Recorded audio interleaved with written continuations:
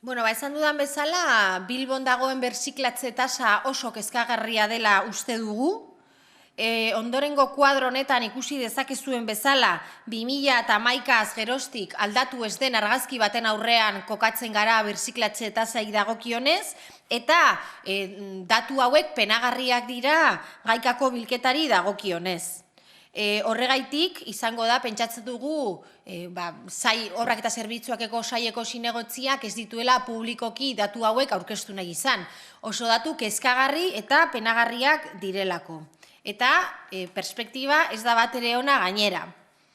Zan bezala, aurtengo azkeneko urteko 2014ko birziklatze tasa 27,43koa da, 2013 urtearekin alderatuta 2,49 puntu jeitzi da tasa hau edo kopuru hau, eta beste herrialde batzuekin kokatuta jada 150ko birziklatze tasatik gorago dagoen herrialde askorekin alderatuta, Bilboko egoera erabat onartezina eta penagarria dela uste dugu.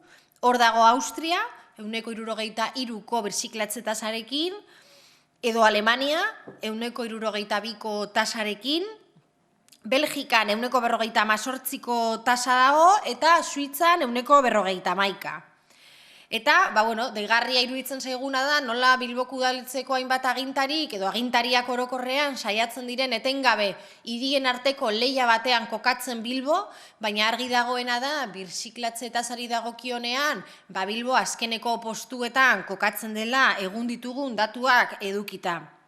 Eta, ikusten dugu gainera nola gure inguruko hiriburu batzuetan, adibidez Donostian, helburu zehatz bat dagoen, plat bat dagoen, eta plan hori aurrera ateratzeko neurri zehatzak hartzen ari diren, ez? Hain zuzen ere, Donostiko udaletxean planteatu dutena da 2016 urterako 160ko birziklatze tasa edukitzea. Hemen, zoritzarrez, ikusten duguna da, ez dagoela, ez plangintzarik, ez helbururik, ez ezer. Hemen, 2012 urtean, supermentsu izeneko eroi penagarri hori izan zen alternatiba gisa eta birziklatze tasa igotzeko planteatu ziguten proposamen bakarra, eta hori gainera utzaren hurrengoan geratu da. Beraz, ez planik, ez helbururik, ez da borondate politikorik edo interesik udal gobernuaren partetik. Eta, hau sostengatzen duen beste adibide bada, 2013 urtean mozio bat onartu zela maiatzean udalbatzan, 5. edukiontzia hirian zabaltzeari begira. Gogoratu behar dugu momentu honetan deustun bakarrik dagoela 5. edukiontzi hau, eta deigarria dena da, programa honetara txikitu diren pertsonak soilik tasa ordaintzen duten 12% izan direla besterik gabe, ez?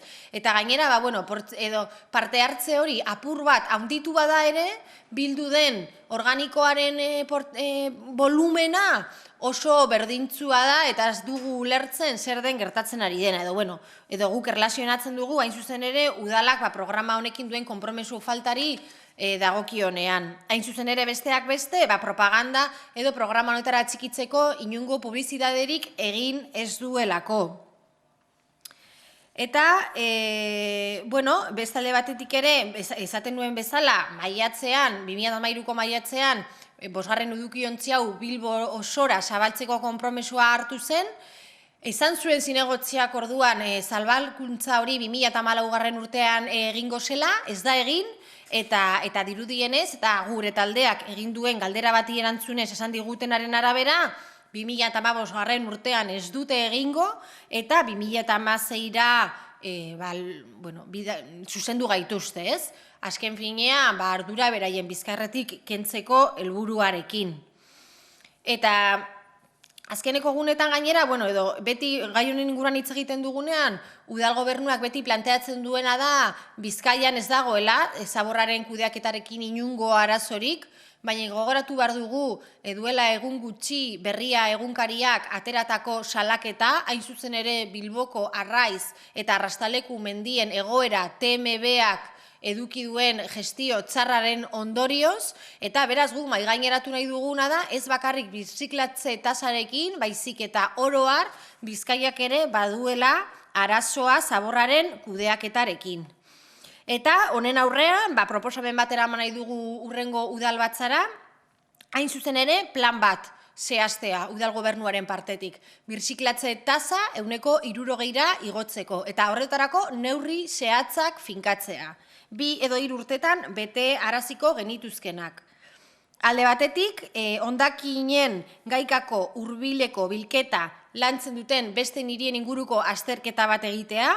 Hor daude Donosti, San Francisco estatu batuetan, Mallorca, Bruselas, Erroma, interesgarria litzateke ikustea nola lortu dituzten hiri horietan birziklatze tasak igotzea eta planteatzea ea Bilbora ekarri daitezken sistema horiek, murriztapenaren, berrerabilpenaren eta birziklatzearen alde divulgazio kanpainak egitea, udaletxeak ez du dirurik gastatzen kanpaina hauek abiarazteko.